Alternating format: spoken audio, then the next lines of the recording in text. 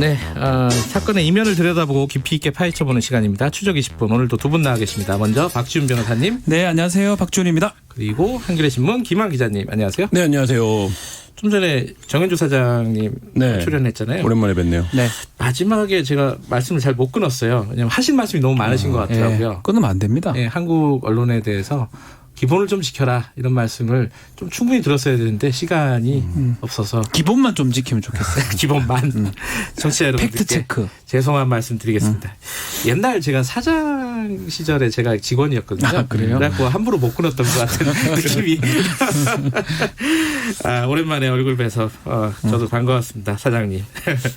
자, 오늘 윤석열 검찰총장 얘기 좀 해볼까 합니다. 이게 사건이 좀 복잡해가지고 네. 법적인 문제도 좀 포함해가지고 얘기를 해볼게요. 자, 이게 사건이 여러 가지예요. 네. 제가 MBC 스트레이트를 보니까 취재를 했던 사건이 한 6개 된다 이렇게 얘기를 하고 우리 쪽도 이제 뉴스타파도 취재를 했었잖아요. 그때 이제 신보 기자한테 보고를 듣기로는 자기가 파악한 사건이 크게 봐서 한 4가지 정도 된다. 네. 뭐 쪼개기에 따라서 어떻게 나누는지 따라서 다를 것 같긴 한데 지금 문제가 되고 있는 게 왜 이런 여러 가지 의혹들이 있었는데 단 한 번도 제대로 수사가 되거나 처벌을 받지 않았느냐. 장모 최 씨가. 신기하죠. 예. 예. 자, 그 부분인데, 그 부분을 중심으로 한번 풀어볼게요. 먼저 박준 변호사님이 그 중에 제일 좀 중요하거나 의미 있는 부분들을 좀 먼저 한번 짚고 거기 풀어가보죠. 일단은 왜 관계자들은 대부분 실형을 받거나 처벌을 받았는데 네. 장모 최 씨는 다 빠져나갔느냐. 네. 이 부분을 얘기하지 않을 수 없습니다. 네. 우연일까요? 우연은 되게 많이 겹치지는 않거든요. 우연인데 만약 아무 상관이 없는 사람이 우연일 수도 있지만 네. 뭔가 관계가 있는 사람이 있다면 이건 우연이라고 보기는 어렵고요. 네. 이 검찰이 의도적으로 수사를 하지 않았거나 수사를 하더라도 약하게 했거나 이렇게 보는 게 맞는 것 같고 특히 저는 주목하는 부분이 장고증명서 위조 부분입니다. 예. 사문서 위조죄인데 이제 부동산 투자 과정에서 문서가 위조가 됐는데 이거는 예. 본인이 법정에 가서 인정을 해요. 했다고. 그렇죠. 예. 그럼에도 불구하고 수사도 되지 않고 공소시효는 지금 거의 끝나가거든요. 네. 이런 부분이 과연 우연이라고 할 수 있을지 이거는 우연이 아닙니다. 제가 장담컨대. 오늘따라 왜 이렇게 장담을 하시는 거예요? 장담은 하지 않겠습니다. 우연이 아닐 가능성이 아주 크니다. 자, 잔고증명서 위조 요거부터 좀 따져보면요. 김한 기자 이게 네. 뭐 쉽게 말하면 수백억짜리 부동산 투자 과정에서 네. 내가 돈이 이만큼 있다 이런 거를 증명하는 네. 통장 잔고 증명서잖아요. 네네. 그 위조가 됐다라는 걸 아까 저희 박지훈 변호사 얘기처럼 본인 스스로 장모 최 씨가 네, 재판에서 진술을 했었죠. 재판에서 인정을 네네. 했다.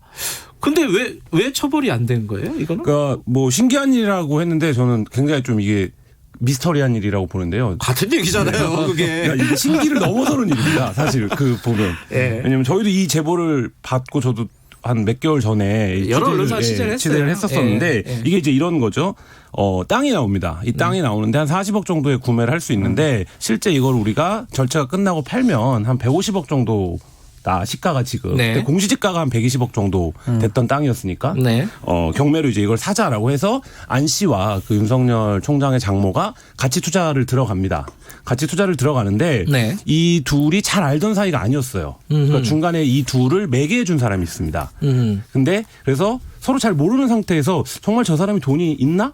뭐 이런 것들을 서로 이제 생각을 하게 된 거예요. 그렇죠. 네. 가를 봐야죠, 일단은. 네. 그래서 돈 있어야 투자 가능하니까요. 네. 그래서 뭐 자금을 동원할 수 있냐라고 했더니 이게 이제 안 씨 피해자의 주장입니다. 네. 그가 잔고 증명을 떼왔다라는 거예요. 그 잔고 증명을 떼오고 당좌 수표를 보여줬다라는 거죠. 자기한테. 그 장모가요? 네, 장모가. 예. 그래서 자기는 그게 진짜인 줄 알고 투자를 들어간 거죠. 근데 나중에 알고 보니까 그 잔고 증명이 위조된 그럼 위조잖아요. 였다는 거예요. 근데 저도 한 4개 정도 사건을 알고 있는데 이 4개 사건의 패턴이 사실 거의 같습니다. 어떤 거냐면 사무소 위조가 일어나요. 그러니까 제일 유명한 사건, 이른바 정대택 씨 사건 같은 경우엔 도장을 찍었냐 안 찍었냐의 문제거든요. 그 약정서예요. 약정서에. 예. 그러니까 이쪽에서는 도장을 찍었다라고 주장을 하고 있고 이쪽은 안 찍었다라는 주장이었는데 법원에 그 윤석열 장모가 제출한 건 도장을 안 찍은 본이었어요. 그리고 그게 진본으로 인정이 돼서 결국에 이제 정대택 씨가 형을 살았고 그 이분이 핵심적으로 그 사건에서 가장 억울해하는 게 그 부분이거든요. 근데 이 사건도 마찬가지로 잔고증명서라고 하는 어떤 굉장히 그렇죠. 중요한 문서에 대한 위조가 일어나고 또 다른 사건들도 사실 마찬가지로 그런 어떤 그 최 씨가 그러니까 윤석열 총장의 장모가 가지고 있는 문서에 위조가 발생을 하고 이 피해자들이 한결같이 그걸 주장해요. 그리고 실제 어떤 부분들은 받아들여지고 그 위조됐다라고 볼 정황이나 사실로 추론하기 충분한데도 수사가 지연되거나 안 되죠. 재판이 안 되거나 뭐 이런 상황이 위조는 좀 엄하게 해야 되는 거 아닙니까? 또 그 얘기 하시려고 그러죠. 아니 저는 위조는 그냥 가만 놔두면 안 된다 생각이 드는데요. 근데 박진 변호사님 네. 이게 이제 그 사기 사건과 관련된 재판 중에 이제 증거로 제출이 된 이 장고 증명서가 위조가 됐다. 이건 검사도 알고 있었던 사실이고 법정에서 이제 진술을 그렇죠. 하는 거잖아요. 그런 경우에 인지 수사를 보통 하나요? 어떻게 저는 돼요? 이게 이해가 안 돼요. 네. 이게 지금 재판 과정에서 자백한 형국이거든요. 일종의 자백이 돼버린 자백이면 거죠. 네. 인지를 하든지 이첩을 하든지 수사 부서가 있을 겁니다. 네. 얘기를 할 거예요. 이 담당했던 쪽에. 이 문제가 있다. 이거 조사해봐야 되지 않느냐. 그런데 지금 그 이후에 어떠한 것도 안 나왔거든요. 사실은. 그런 부분이 가장 이해가 안 됩니다. 재판 과정에서 예컨대 위증죄가 바로 인정이 되면 위증죄를 바로 이첩을 해서 인지해가지고 수사가 개시됩니다. 네. 위증은 아니지만 오히려 위조했다라는 게 바로 드러나는 상황인데 예. 재판 과정에서 인지를 하고 얘기가 안 됐다라는 게 더 이해가 안 되는 부분입니다. 근데 이게 사실 이제 장모 최 씨가 어떤 포토샵을 잘해가지고 위조를 한 게 아니라 누군가가 위조를 해준 겁니다. 또 그죠? 네, 그게 어제 이제 뭐 저희 최강시사에서 얘기한 것 같은데 수사파 취재에 따르면 이제 그 딸이죠. 예. 그 김건희 씨 회사에서 그 이사로 재직했던 분이 예. 이걸 위조하는 감사로 예. 재직했던 분이 이걸 위조하는데 관여했다. 네. 라고 이제 같은 시기에 두 개의 이제에서 재직을 했다. 네. 뭐 이런 이제 보도. 근데 위조라는 거는 사실 그 사람 위조해가지고 무슨 이득을 봅니까? 이득 본 사람은 지금 이 사람이거든요. 최 씨거든요. 장모. 그러면 같이 공범이라고 보는 게 맞아요. 그러니까 실제 위조는 뭐 A 씨가 했다 예, 해도 그거는 그냥 손발리 뿐이고요. 그걸로 그 위조한 문서로 이득을 봤다면 표창장 할 때 다 봤잖아요. 정경식에서 뭘 만들 수 있습니까? 표창장에 한이 맺히셨어. 그거를 하도 70번 압수수색하고 이것도 해요. 그러면. 그러니까 어쨌든 그러니까 그걸로 이득을 취한 사람은 또 공범으로 그렇죠. 법리적으로 볼 수 있는 그래 건가요? 보는 게 맞죠. 특히 이제 지금 350억 잔고 증명이 없으면 투자가 불가능한 상황인데 그 잔고 증명서를 만들면서 은행장 명의까지 다 도용해가지고 지금 만든 거거든요. 그리고 최소한 그 위조를 안 했다고 본인이 지금 계속 주장을 해요. 몰랐다고 하는데 네. 행사는 한 거예요. 위조죄도 하나 있고 이걸 갖고 써먹었을 때 행사죄가 되거든요. 네. 위조 사문서 행사죄가 또 성립할 수가 있어요. 이 최 씨 말이 장모 말이 맞다고 손치더라도 네. 누가 만들어 왔다 손치더라도 본인이 그걸 행사했기 때문에 행사죄로도 동일하게 처벌이 됩니다. 자, 그 부분에 대해서는 수사가 전혀 이루어지지 않았다는 거고요, 일단은. 네. 그죠? 예. 또 하나가 아까 정대택 사건, 이 발음이 어렵네. 네. 그 사건에 대해서 잠깐 언급을 하셨는데 이 사건은, 이 장모 최 씨의 돈을 받고, 네. 누군가 그 네. 법무사가 네. 최 씨에게 유리한 네. 위증을 했다. 네. 그 스스로 그거를 자수를 했어요? 그렇죠. 그 부분은 수사가 어떻게 됐어요? 어디까지 갔어요? 그게 정말 미스테리한 일인데요. 또 미스테리예요. 네. 예. 이분이 처음에는 난 약정서를 써주지 않았다라고 진술을 했어요. 그러니까 그 처음에는 아주 오래전입니다. 예, 장모에게 유리하게 진술을 한 거죠. 했다가 예. 나중에 알고 보니까 뭐 6천만 원, 5천만 원, 3천만 원인가 이런 식으로 이제 돈을 나눠서 지급을 받고 네. 총 2억 원 지급을 받았는데 그리고 이제 위증을 한 거죠. 네. 그래서 이제 그 부분에 대한 진술을 했습니다. 네. 그러니까 이 부분이 사실 뭐 변호사님 계시지만 통상적으로 핵심적인 증인이 내가 사실 약정서 썼었는데 돈 받고 안 쓴 거라고 진술한 거야. 나 사실 돈 받았어. 이렇게 진술을 하면 그 재판은 사실 끝나야 돼요. 거기서. 그렇죠. 예. 그러니까 결과가 달라져야 되는데 이분은 어떻게 되냐면 변호사법 위반으로 고발을 합니다. 본인이요? 네. 돈 받았다 이거잖아요. 네네. 근데 이분은 변호사가 아니라 법무사였거든요. 근데 이분이 그거로 고발이 되고 8일 만에 전격적으로 구속이 돼요. 그렇게 되면서 이분의 진술이 사실상 무의미하게 되는 이런 상황이 변호사법 되죠. 위반이 성립할 여지는 있어요. 정대택 씨가 왜 변호사법 위반이에요? 변호사법 위반은 변호사만 저지르는 게 아니고 그건 변호사가 아닌데, 아닌 자가 법률 상담을 하고 그쵸, 그 대가를 혐의가 받았을 되는 때 거죠. 현금 받았다는 거거든요. 근데 이제 그럼에도 불구하고 변호사 위반은 사실 걸기 좋아요. 제일 걸기 좋은 게 변호사 위반이거든요. 뭔가 컨설팅만 해줘도 컨설팅하고 돈 안 받으면 되는 돈 받은 게 있으면 그게 그걸로 받았다고 엮으면 인과관계 있으면 변호사 위반이 되는 거거든요. 아주 전격적으로 구속돼서 실형까지 살았던 게 참 그러니까 어쨌든 특이한 부분이죠. 본인이 나 나는 그 돈 받아갖고 위증을 했다 이런 식으로 얘기를 했더니 변호사법 위반으로 그렇죠. 걸었다. 당신 변호사법 위반했군 이렇게 해서 이제 실형을 살린 거죠. 그 돈 준 사람은 그게 뇌물이 아닌 게 돼버리네요. 그렇죠. 변호사법 위반이 돼버리네. 근데 이게 제가 이 사건의 서류들을 저도 좀 봤는데 이분이 최 씨가 굉장히 이런 쪽에 능해요. 그래서 어떻게 하냐면 돈을 준 다음에 차용증을 받기도 하고요. 각서를 받기도 해요. 그러니까 이런 것들이 굉장히 많아요. 그러니까 이 돈의 성격을 다른 방식으로 설명할 수 있는 형태의 어떤 준비들 이런 것들을 굉장히 많이 하고 똑똑한 것 같아요. 그런 거는요. 그리고 또 뭐가 있냐면 이분은 항상 상대를 맞고소를 해요. 그러니까 이 두 개의 사건이 뭐 경합적으로 존재하는 것처럼 재판장에서는 보이는 거예요. 그래서 어떤 얘기를 하면 나도 그 부분 고소했다. 뭐 이런 식으로 되는 거죠. 그러니까 맞아요. 의료법 위반도 마찬가지예요. 요양병원 만들었는 건데 원래 일반인들은 못 만듭니다. 그런데 이제 만들어 놓고 나머지 이사장이나 처벌 다 받아요. 본인은 빠져나가는데 이건 다른 사건입니다. 그죠? 다른 사건이 또 한 가지 사건인데 각서 때문에 빠져나가요. 지금 말씀하신 각서가 뭐냐면 나는 형사상 미상 책임 안 진다라고 서로 각서를 한 거예요. 그거를 근거로 해서 무혐의 처분을 해주거든요. 검사 불기소 처벌해 주는데 나머지 사람 다 처벌받고 실형 집행유예 받는데 이건 사실 말이 안 되는 거거든요. 각서를 잘 만들어요. 어때 코치를 잘 받는 것 같아요. 누구한테 누군지는 모르겠습니다.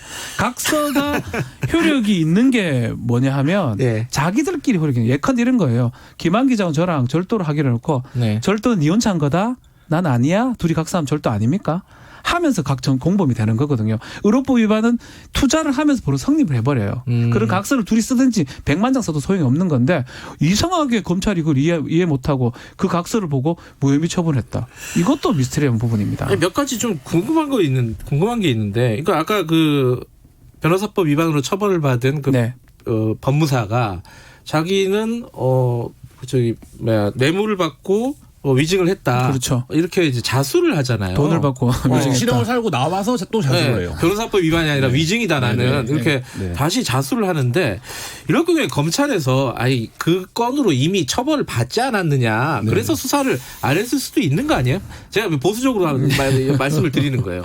그래서 안 할 수도 있는 거 아니에요? 어떻게 되는 거예요? 피해자들은 뭐라고 얘기를 하냐면 그래서 그분이 다시 자수를 한 다음에 검찰에 다시 고소를 합니다. 그래서 검찰이 불렀다는 거예요. 그래서 서류를 쭉 보다가 아니 무슨 세상에 이런 사건이 있냐. 그러니까 피해자들의 주장입니다. 그렇죠. 그러니까 세상에 무슨 이런 사건이 있냐. 내가 이거 어떻게 법과 원칙이 있는 나라에서 이럴 수가 있냐. 이런 얘기를 했던 검사들도 있었다는 거예요. 근데 그 시점에 다시 이제 윤석열 씨 장모가 또 고소를 합니다. 무고죄로. 그리고 뭐 명예훼손으로 고소를 하기도 하고 그런 식으로 되면 다시 이제 그 사건이 또 진행이 돼야 되니 그거에 대한 조사나 이런 게 진행이 돼야 되니 또 이 사건이 또 묵어요. 뭐 이런 과정에서 이분이 이제 결국 정대태 씨 같은 경우에 무고로 2번을 살았는데, 그러니까 실형을 2번을 살았는데 한 번이 이제 무고였죠. 근데 이제 그런 과정들 속에서 보면 당사자만 느끼는, 그러니까 여기 이게 굉장히 어려운데 언론이 이 사건을 왜 안 다루냐 이런 비판이 많은데 어떻게 어디서 압력이 작용했는지 모르지만 계속 이제 법원을 그러니까 그 검찰청을 왔다 갔다 하는 당사자는 이제 알기 시작하잖아요. 그러니까 이게 뭔가 사건이 지금 망가지기 시작했다. 근데 자기가 번번이 그런 느낌을 받았다라는 거예요. 근데 사실 언론 입장에서는 그럼 어느 쪽에서 어떤 프레스가 구체적으로 들어와서 이 사건이 망가진 건지를 확인해야 되는데 그거는 사실 확인하기 굉장히 어려워요. 근데 그 얘기도 뭐 계속 했지만 어제 시사타파에서도 시민국 얘기했지만 뉴스타파입니다. 왜 자꾸 시사타파라 그러는 거예요? 뉴스타파에서 시민국 기자가 그런 얘기를 좀 했지만 일단 저는 언론이 좀 더 이 문제가 되는 것 같아요. 그 또 조국 얘기를 하기 그런데 그렇게 수백 건 수만 건을 기사를 다루는데 제가 오늘 오면서도 다뤄보니까 몇 군데 다룬 데가 없어요. 이 정도면 현직 총장이고 누가 봐도 문제가 된다면 지금 말한 것처럼 좀 이상하다고 하도 이상한 거 그대로 팩트를 해줘야 되잖아요.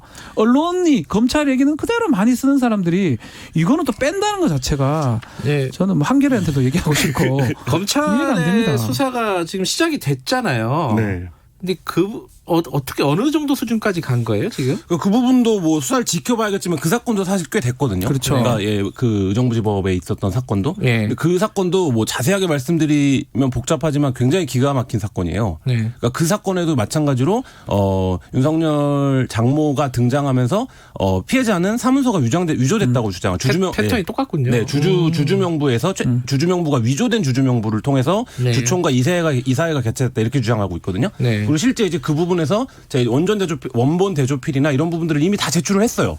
근데 수사를 안 해주더라는 거예요. 본인 입장에서는, 피해자 입장에서는.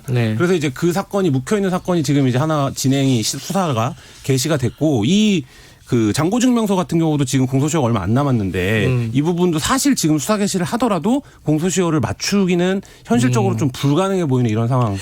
또 한 가지 이제 네. 박지훈 변호사께 여쭤보고 싶은 건데 이게 검찰에서만 이 사건이 좀 이상하게 아까 이제 김한 기자 망가졌다는 표현을 썼는데 이상하게 돌아간 게 아니라 법원에서도 번번이 그렇죠. 지금 지금 피해자라고 주장하는 사람들에게 불리한 판결이 내려졌어요. 이거는 어떻게 해석을 해야 돼요? 그것도 네. 뭐 거론을 좀 하기는 좀 그렇지만 네. 간혹 그 얘기를 잘 들어주는 재판장도 있고 판사도 있었지만 네. 결론적으로는 다 지금 상대한테 불리한 판결이 다 났거든요. 뭐 네. 예컨대 시간도 끌어주고 네. 뭐 끌어줬다고 표현하기는 좀 그렇지만 연기 신청하니까 연기 신청 받아들인 경우 없는데 항소심에서 상당히 끌어줬는데 그 또 판사가 또 유력한 사람의 또 남편이고 네, 또 네. 그런 부분들이 뭔가 다 연관성이 있지 않은가 의혹이 제기되는 상황입니다.